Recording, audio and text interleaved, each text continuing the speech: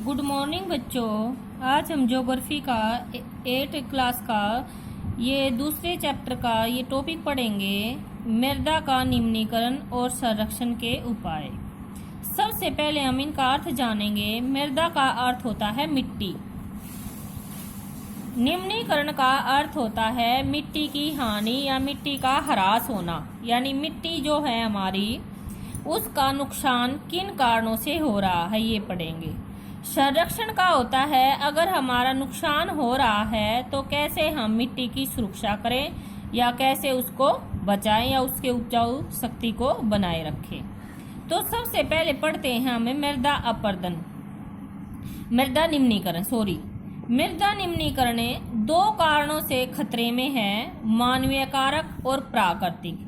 यानी मिट्टी का जो नुकसान है या मिट्टी की जो हानि है वो मानव के द्वारा भी की जा रही है और प्रकृति के द्वारा भी की जा रही है, यानी भगवान के द्वारा भी, जैसे प्राकृतिक आपदाओं के कारण भी।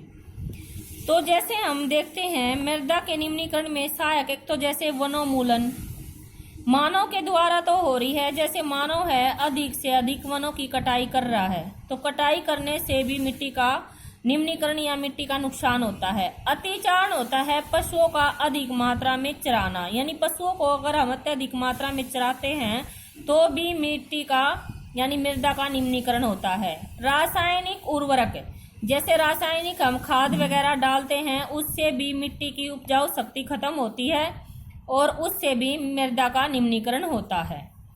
नेक्स्ट इसका वर्षा के कारण भी होता है। भूस्खलन, भूमि का अगर कोई हिस्सा नीचे की ओर चला जाता है उसके कारण भी होता है, और बाढ़ के कारण, यानी अगर बाढ़ आ जाती है नदियों के द्वारा तो उससे भी मृदा का निम्नीकरण यानी मृदा का ह्रास होता है।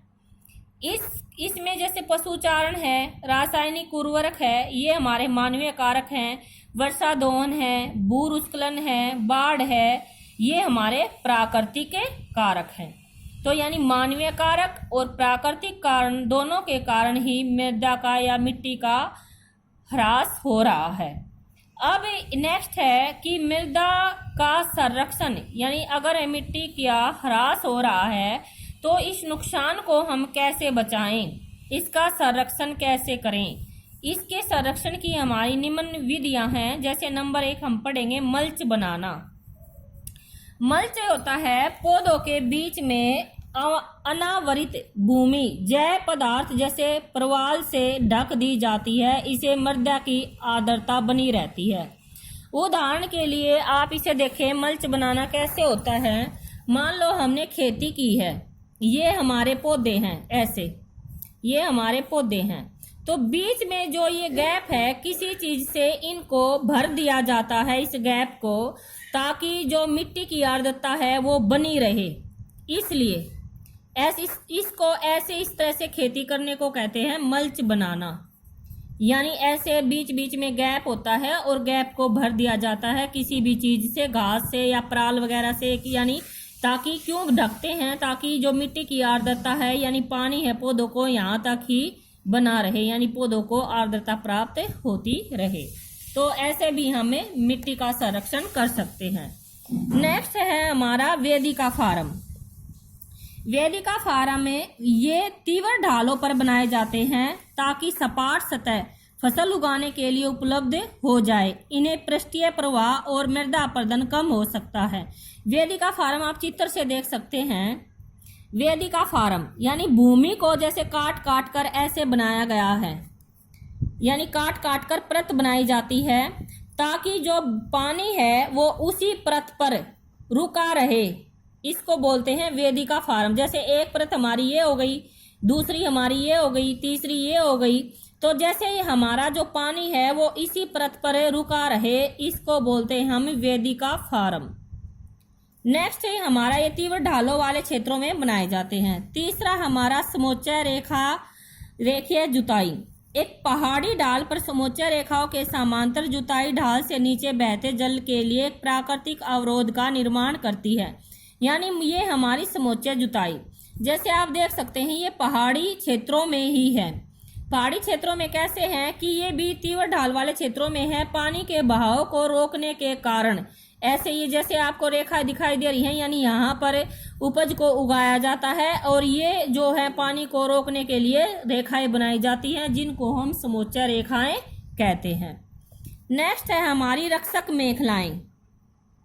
रक्षक मेखलाएं तटीय प्रदेशों और शुष्क प्रदेशों में, यानी जो हमारे नदियों के किनारे वाले प्रदेश हैं और जहाँ पर सूखा अधिक होता है, वहाँ पर पवन गति के कारण यानी हवा के कारण हवा को रोकने के लिए वृक्षों को कतारों में लगाया जाता है, ताकि मृदा आवरण को बचाया जा सके, यानी मिट्टी के अपरदन को रोका जा सके। इस तरह से आप चित्र में देख सकते हैं कि जो वृक्ष हैं वो लाइन में लगाए, पंक्ति में लगाए जाते हैं, जिससे मृदा के अपरदन को रोका जा सके। इसको बोलते हैं हमें रक्षक मेखलाएं, यानी वृक्षों का पंक्ति में लगाना, लाइन में लगाना।